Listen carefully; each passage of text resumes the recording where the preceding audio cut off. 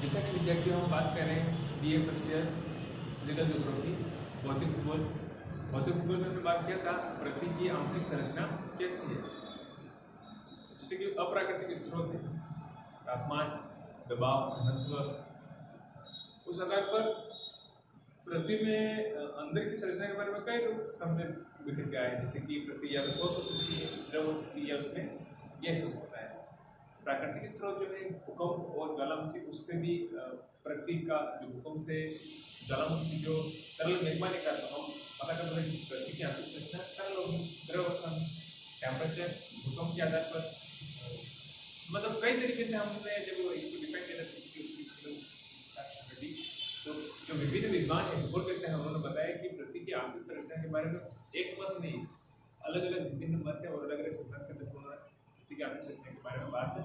दोबारा हम यहाँ पे बात करेंगे आज होम्स का मत क्या कहता है। होम्स जो भूगोलवेत्ता हुए हैं उन्होंने अपने सिद्धांत के, उन्होंने अपनी थ्योरी के माध्यम से किस तरीके से इसको डिफाइन करने का प्रयास किया। तो बात करते हैं आज होम्स के बारे में।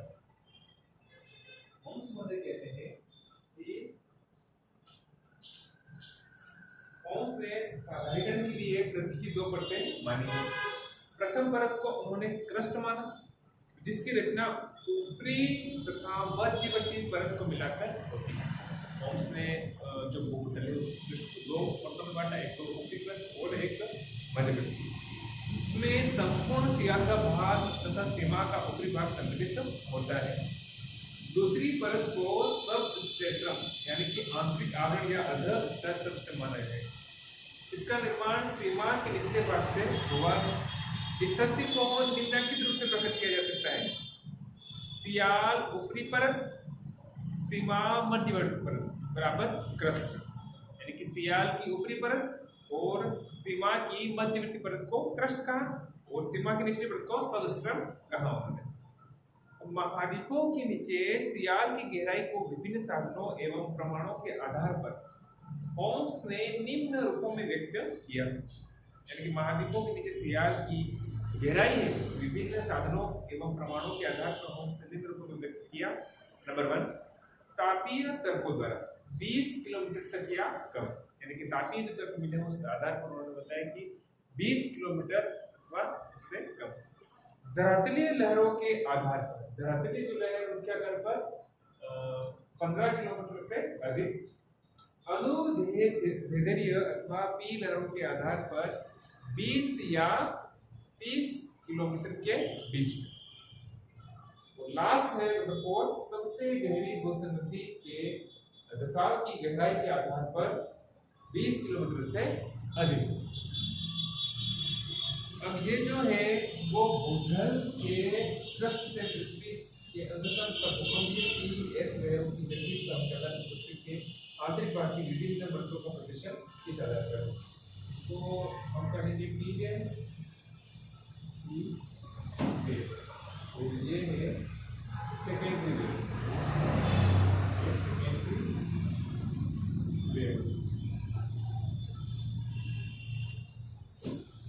ये किस होती है।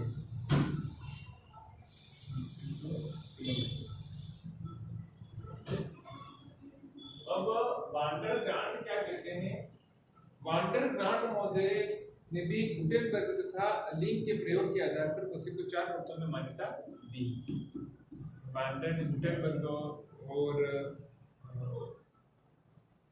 लिंक के प्रयोग जो हुए उसके आधार पर इसको 4 भागों में बांटा है। सबसे पहले परत, उसकी मोटाई और उसका घनत्व। नंबर ए, ऊपरी सियाल क्रस्ट। ऊपरी जो सियाल क्रस्ट है उसकी मोटाई महाद्वीपों के नीचे 60 किलोमीटर की मानी है और इसका घनत्व जो है वो 2.75 से 2.9 के बीच में। नंबर 2, दूसरी मोटाई जो है वो आंध्र महासागर के नीचे 30 किलोमीटर है और तीसरी मोटाई इन्होंने बताई प्रशांत महासागर के नीचे 0 किलोमीटर, यानी प्रशांत महासागर के बिल्कुल नजदीक। सेकेंड जो है बी परत, उसमें आंतरिक सिलिकेट और मेंटिन यानी कि सीमा, इसकी जो मोटाई मानी है 60 किलोमीटर से 1140 किलोमीटर के बीच में और इसका घनत्व 3.1 से 4.75 बताया। इसी अनुरूप जो सी परत है वो सिलिकेट तथा मिश्रित धातुओं की परत है और इसकी मोटाई 1140 से 2900 किलोमीटर तथा इसका घनत्व 4.75 से 5 है। लास्ट है डी जो धातु केंद्र और इसकी मोटाई 2900 से 6371 किलोमीटर केंद्र तक और इसका घनत्व बताया 11। इस प्रकार से देखते हैं कि पृथ्वी की परतों तथा उनकी गहराई के विषय में पर्याप्त मतभेद है कि जितने विद्वान होंगे वो विद्वान अपने रिसर्च, अपने शोध, अपने विज्ञान, अपने अनुभव के आधार पर पृथ्वी की मोटाई, पृथ्वी की परतों के बारे में विभिन्न मत देते हैं। तो सभी प्रकार के जो मत है वो अलग अलग है। यहाँ तक कि एक ही लेखक एक ही परत विशेष की गहराई विभिन्न साक्ष्यों के आधार पर भिन्न रूपों में कर देता है, जैसा कि होम्स ने किया है। अतः भ्रम को दूर करने के लिए तथा गुत्थियों से बचने के लिए पृथ्वी की परतों का एक साधारण रूप प्रस्तुत करना चाहिए। भूकंप की लहरों के आधार पर पृथ्वी में 3 मंडल बताए जा सकते हैं। नंबर 1 स्थल मंडल, जिसे लिथोस्फीयर कहते हैं। इसकी गहराई 100 किलोमीटर मानी गई है और इसमें ग्रेनाइट चट्टानों की बहुलता है तथा सिलिका एवं एल्यूमिनियम मुख्य रूप से पाए गए हैं। इसका घनत्व 3.5 है, यानी कि जो स्थल मंडल है लिथोस्फीयर, इसकी गहराई 100 किलोमीटर है, इसमें ग्रेनाइट चट्टानों की बहुलता है, इसमें सिलिका और एल्यूमिनियम के मुख्य रूप पाए जाते हैं और इसका घनत्व 3.5 है। नंबर 2 पायरोस्फीयर। पायरोस्फीयर मिश्रित मंडल भी कहलाता है। इसकी गहराई 100 किलोमीटर से 2880 किलोमीटर तक मानी गई है। इसका निर्माण बेसाल्ट से हुआ है जिसका घनत्व 5.6 है, यानी कि पायरोस्फीयर जो है उसको मिश्रित मंडल कहते हैं। इसकी गहराई 100 से 2880 किलोमीटर है और ये बेसाल्ट चट्टानों से बना हुआ है और इसका घनत्व 5.6 है। नंबर 3 बेरिस्फीयर। अब बेरिस्फीयर की गहराई 2880 किलोमीटर से नीचे केंद्र तक है और इस परत का घनत्व 8 से 11 है तथा इसकी रचना लोहे एवं निकल से हुई है। अगर बेरिस्फीयर की बात करें तो इसकी गहराई 2880 से केंद्र के बीच में तक है। इस परत का घनत्व जो है वो 8 से 11 है और ये लोहे और निकल की बनी हुई है। अब जो विभिन्न भूकंप को मानते हुए भूकंप के आधार पर ये बात बताई गई, भूकंप जो हमारा भूकंप विज्ञान है उस आधार पर पृथ्वी की आंतरिक संरचना के बारे में लिथोस्फीयर, पायरोस्फीयर और बेरोस्फीयर के किसी एक चीज के बारे में बताया है। लेकिन इसके बावजूद भी रिसेंट न्यूज जो है, अभिनव मत है, वो भी कुछ अपनी बात इस तरीके से प्रस्तुत करता है कि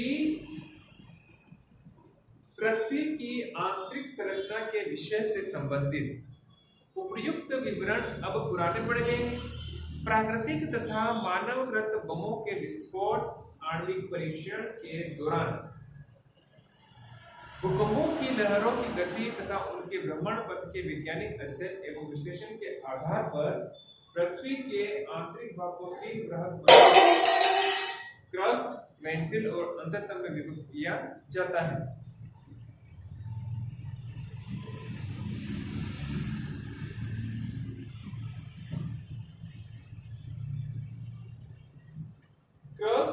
मैंटल और अंतरतल यानी कि कोर।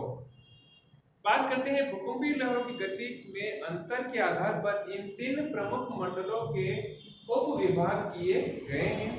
यह उल्लेखनीय है कि इन मंडलों, खासकर क्रस्ट की गहराई के संबंध में विद्वानों में मतभेद एक नहीं है।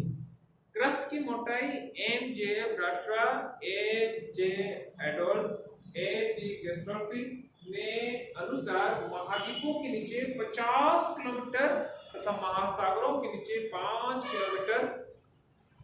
इंटरनेशनल यूनियन बायोडर्सिटी के अंतर्गत शोध परियोजनाओं के परिणाम के अनुसार 30 किलोमीटर तथा अन्य स्रोतों के अनुसार 100 किलोमीटर बताई गई है।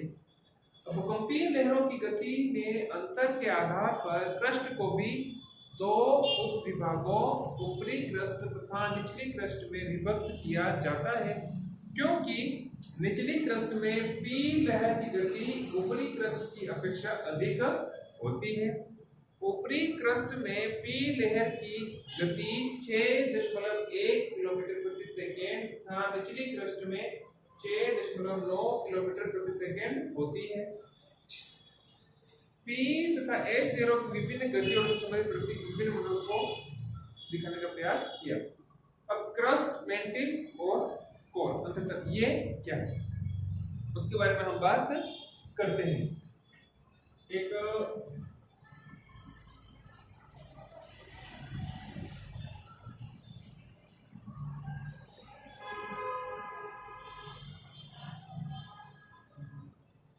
क्रस्ट,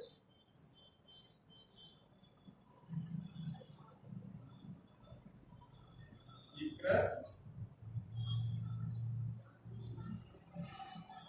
0 से 30 किलोमीटर ये गहराई, यहाँ पर जो लिखी जाएगी वो गहराई 0 से 30 किलोमीटर।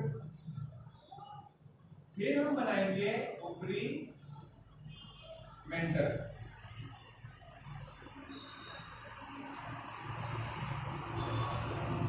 ऊपरी मेंटल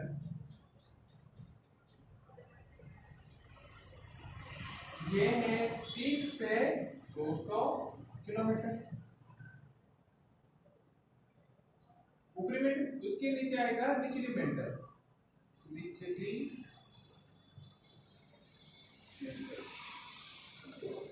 ये 700। फिर बनाएंगे हम क्रस्ट हो गई, मेंटल हो गया और ये यहाँ आएगा इसमें करीब 2900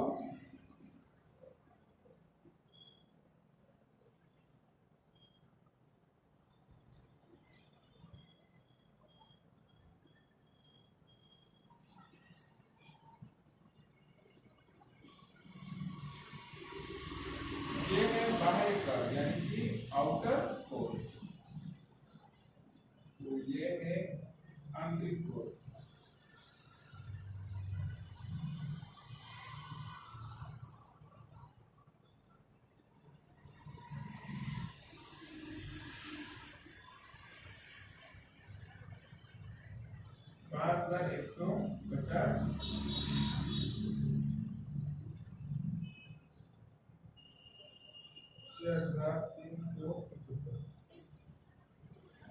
ये तो फिर गहराई। अब हम बात करते हैं डेंसिटी घनत्व।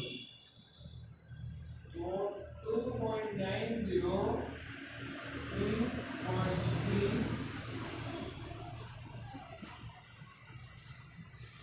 4.3 5.5 से 10.0 यहाँ 12.3 से 13.3 और 13.6।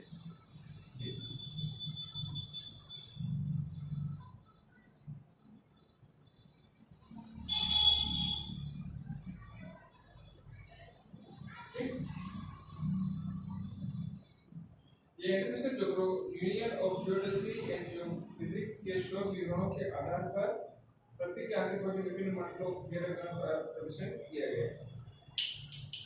अब हम बात करते हैं कि क्रस्ट, मेंटल और तो क्रस्ट है ऊपरी क्रस्ट का घनत्व 2.8 तथा निचली क्रस्ट का 3, निचली क्रस्ट का 3। प्रारंभ में तीनों उपमंडलों की संरचना में पर्याप्त अंतर बताया गया था, परंतु आधुनिक विवरणों के आधार पर दोनों की संरचना समान बताई जाती है। घनत्वों में अंतर दबाव के कारण हुआ, क्योंकि अगर जितना ज्यादा दबाव पड़ेगा तो उसका घनत्व में परिवर्तन हो जाता है। इस वजह से ये चीजें देखने को मिलती है। घनत्व में अंतर के दबाव के कारण हुआ है, घनत्व में जो अंतर हुआ वो दबाव के कारण हुआ है। ऊपरी क्रस्ट के खनिजों का निर्माण निचली क्रस्ट के खनिजों के निर्माण की तुलना में अपेक्षाकृत कम दबाव पर संपन्न हुआ है। नंबर 2 मेंटिल। अब क्रस्ट के निचले आधार पर भूकंपीय लहरों की गति में अचानक वृद्धि हो जाती है। यहाँ पर ये बताया गया है इस तरीके से। निचली क्रस्ट में P की 6.9 किलोमीटर प्रति सेकेंड की गति से बढ़कर निचली क्रस्ट के आधार पर 7.9 किलोमीटर से 8.1 किलोमीटर प्रति सेकेंड हो जाती है। इस तरह निचली क्रस्ट तथा ऊपरी मेंटल के मध्य एक असंबंधता डिसकंटिन्यूटी का सृजन होता है, जिसकी खोज सर्वप्रथम ए मोहरोविकी द्वारा 1909 में की गई। अतः इसे मोहरोविकी असंबंधता, मोह डिसकंटिन्यूटी कहते हैं। मोह असंबंधता से लगभग 2900 किलोमीटर की गहराई तक मेंटिल का विस्तार है, जिसके नीचे पृथ्वी का अंतरतम कोर प्रारंभ हो जाता है। मेंटिल की मोटाई पृथ्वी की समस्त अर्धव्यास 6371 किलोमीटर के आधे से कम है, परंतु पृथ्वी के समस्त आयतन यानी कि वॉल्यूम का 83% तथा द्रव्यमान मास का 68% भाग मेंटिल में व्याप्त है। अब प्रारंभ में मेंटिल के दो उपभागों में विभक्त किया गया था। भूकंपीय लहरों की गति तथा घनत्वों में अंतर के आधार पर ऊपरी मेंटिल मोह असंबंधता से 100 किलोमीटर की गहराई तक तथा निचली मेंटिल 100 किलोमीटर से 2900 किलोमीटर की गहराई तक, परंतु इंटरनेशनल यूनियन ऑफ जियोफिजिक्स द्वारा अन्वेषण के विवरणों के आधार पर इसे निम्न भागों में विभक्त किया जाता है। नंबर 1, मोह असंबंधता से 200 किलोमीटर प्रारंभिक मतानुसार 400 किलोमीटर की गहराई का भाग। नंबर 2, 200 से 700 किलोमीटर प्रारंभिक मतानुसार 400 से 1000 किलोमीटर की गहराई तक का भाग। नंबर 3, 700 से 2900 किलोमीटर प्रारंभिक मतानुसार 100 से 2900 किलोमीटर की गहराई का भाग। ऊपरी मेंटिल 100 से 200 किलोमीटर की गहराई में भूकंपीय लहरों की गति मंद पड़ जाती है, 7.8 किलोमीटर प्रति सेकेंड। इस भाग को निम्न गति का मंडल जोन ऑफ लो वेलोसिटी कहते हैं। अब हम बात करते हैं कोर की। कोर जो है अंततम का विस्तार 2900 किलोमीटर से 6371 किलोमीटर तक है। मेंटिल अंततम सीमा 2900 किलोमीटर की गुटेनबर्ग विचार डिस्कंटिन्यूटी कहते हैं। इस सीमा या गुटेनबर्ग असंबंधता के सहारे घनत्वों में अधिक परिवर्तन। इस सीमा की ऊपरी मेंटिल का घनत्व 5.5, नीचे अंततम का घनत्व 10 तथा पी लहर की गति में अचानक वृद्धि 13.6 किलोमीटर प्रति सेकेंड होती है और नीचे जाने पर यह घनत्व 12 से 13 तक केंद्र पर 13.6 हो जाता है। इस तरह अंततम का घनत्व मेंटिल के घनत्व से 2 गुना अधिक है, परंतु इसका आयतन समस्त पृथ्वी के आयतन का मात्र 16% तथा समस्त द्रव्यमान का 32% ही है। अंततम को 2 उपभागों में विभाजित किया जाता है, एक है बाह्य आउटर कोर और एक है आंतरिक आउटर इंटरनल इनर कोर। यह विभाजक सीमा 5150 से किलोमीटर की गहराई पर निश्चित की गई है। इस तरह बाह्य अंततम का विस्तार 2900 किलोमीटर से 5150 किलोमीटर और बाह्य आंतरिक कोर का 5150 से 6371 किलोमीटर बताया गया है। अब बाह्य अंततम का विस्तार 2900 किलोमीटर से 5150 किलोमीटर की गहराई के बीच में है। इस मंडल में भूकंपीय एस लहर प्रविष्ट नहीं हो पाती, अतः इस मंडल की तरल अवस्था में होना चाहिए। 5150 से 6371 किलोमीटर की गहराई तक का भाग आंतरिक अंतरतम के अंतर्गत आता है, जो ठोस अवस्था में है। यह घनत्व 13.6 है। पी लहर की गति 11.23 किलोमीटर प्रति सेकेंड होती है। पृथ्वी के आंतरिक भाग की विभिन्न मंडलों की गहराई तथा घनत्व के आधार पर सामान्य रूप में यह विश्वास किया जाता है कि कोर की रचना लोहा एवं निकल से हुई है। दूसरी संभावना के अनुसार कोर की रचना सिलिकेट से मानी जाती है, परंतु अत्यधिक दबाव पर इलेक्ट्रॉनिक संरचना टूटकर धात्विक पदार्थों में बदल जाती है, जिस कारण घनत्व अधिक हो गया है। तृतीय संभावना के अनुसार प्रारंभ में कोर हाइड्रोजन का बना था, परंतु बाद में कोर में अत्यधिक दबाव लाखों वायुमंडल के कारण इसका रूपांतरण धात्विक पदार्थों में हो गया।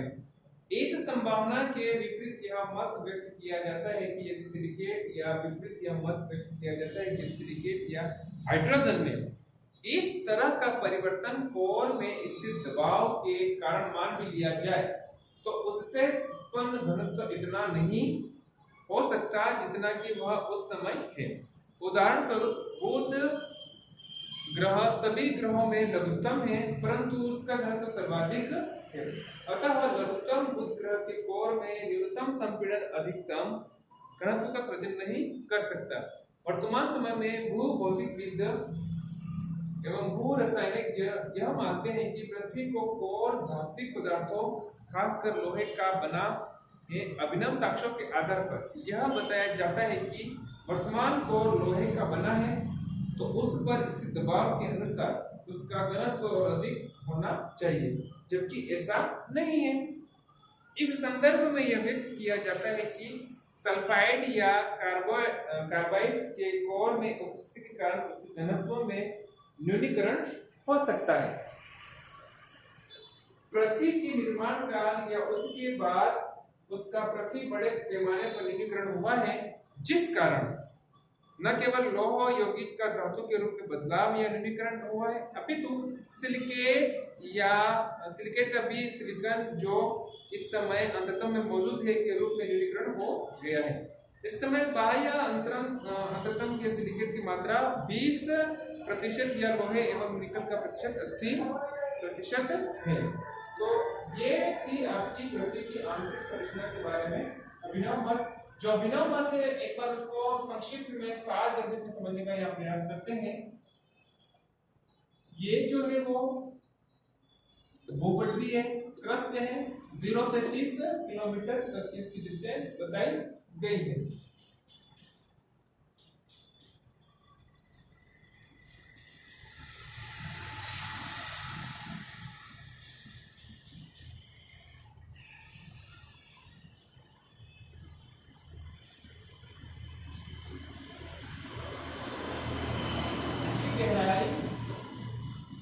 किलोमीटर।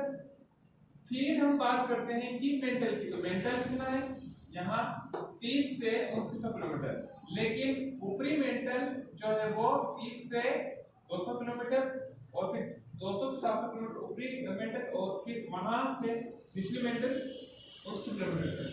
फिर आती है कोर की बात। तो कोर जो है वो भी 2 भागों में है, बाह्य कोर और आंतरिक कोर। बाह्य कोर का जो है वो 2900 से 5150 किलोमीटर और आंतरिक कोर है वो मैंने लिखा बाह्य कोर में, लेकिन ये यहाँ पर आंतरिक कोर, तो यहाँ पर इसका है ये होगी गहराई किलोमीटर में। अब हम बात करते हैं घनत्व। देखिए जैसे जैसे गहराई में जाते घनत्व बढ़ता है। घनत्व 2.9, यहाँ से 2.9 के बाद 3.3, फिर 4.3, फिर यहाँ पर 5.5 से 10.12.3, 0.6। पृथ्वी का औसत घनत्व 5.5 है। तो ये हमें आधुनिक मत के भी अनुसार याद रखना है और ऐसे भी सिद्धांतों के आधार पर भी याद रखना है। तो विद्यार्थियों यहाँ पर आपका ये पृथ्वी की आंतरिक संरचना इंटीरियर और अर्थ, पृथ्वी की आंतरिक संरचना यहाँ कंप्लीट होती है। आप इस तरीके को इस डायग्राम के माध्यम से, इस चित्र के माध्यम से इस पृथ्वी की आंतरिक संरचना के बारे में अच्छे से समझ सकते हैं। हमने बात किया था कि पृथ्वी की आंतरिक संरचना के संबंध में कौन कौन से स्रोत हैं, अप्राकृतिक स्रोत, पृथ्वी के संबंध सिद्धांत और प्राकृतिक और विभिन्न विद्वानों ने अलग अलग तरीके से यहाँ पर जेटलीज बोलते हुए, होम्स हुआ, वाटरक्राफ्ट हुआ, इतने सारे विद्वानों और अभिनव मत के आधार पर पृथ्वी की आंतरिक संरचना के बारे में जानकारी प्राप्त हुई। तो आपने एलबीएस दोनों का यूट्यूब चैनल देखा, लाइक किया, सब्सक्राइब किया, इसके लिए आपको हृदय की गहराई से बहुत बहुत धन्यवाद। आपका दिन शुभ रहे।